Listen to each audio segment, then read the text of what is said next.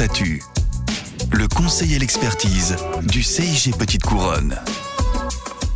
Bonjour à tous, nous nous retrouvons aujourd'hui pour un nouvel épisode de Minute Statut Actu. Ce mois-ci, nous allons faire un récap de certaines actualités statutaires récentes. On commence avec le décret relatif aux procédures de recueil et de traitement des signalements émis par les lanceurs d'alerte qui vient de paraître ce 3 octobre. Si votre collectivité emploie au moins 50 agents, vous êtes désormais dans l'obligation d'établir une procédure interne pour recueillir et traiter les signalements. Cette procédure devra à la fois prévoir les modalités de réception du signalement écrit ou oral, les personnes habilitées à recueillir et traiter ces signalements et les suites données au signalement. Il faudra veiller à ce que cette procédure soit diffusée aux agents de la collectivité et accessible de manière permanente.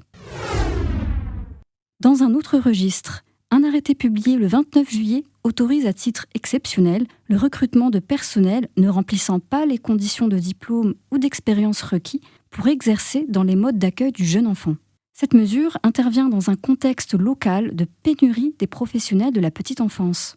Concrètement, une crèche municipale pourrait recruter une auxiliaire de puériculture sans diplôme ni expérience professionnelle dans le domaine de la petite enfance, moyennant un parcours d'intégration pendant ses premières 120 heures d'exercice professionnel.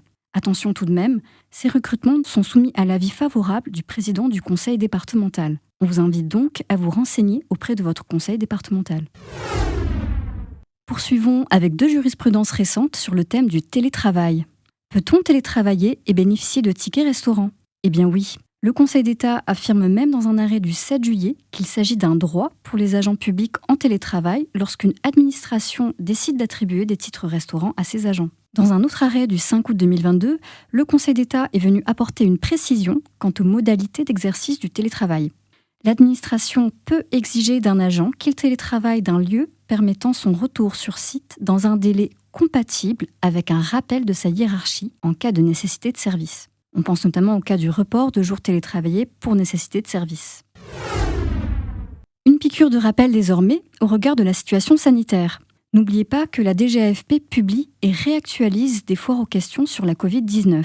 N'hésitez pas à vous y référer. À ce stade, la dernière FAQ du 24 août 2022 prévoit notamment le maintien des autorisations spéciales d'absence pour les agents considérés comme vulnérables dans les conditions prévues par la circulaire du 9 septembre 2021.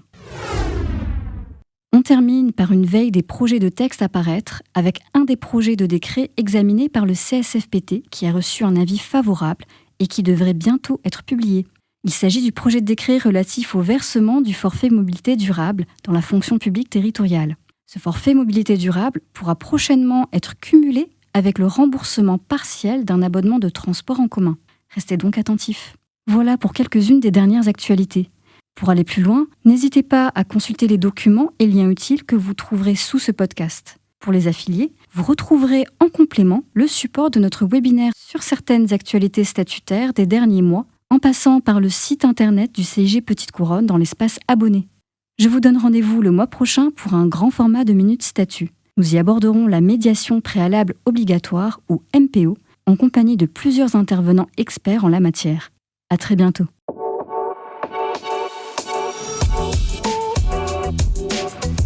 Minute Statut, le conseil et l'expertise du CIG Petite Couronne.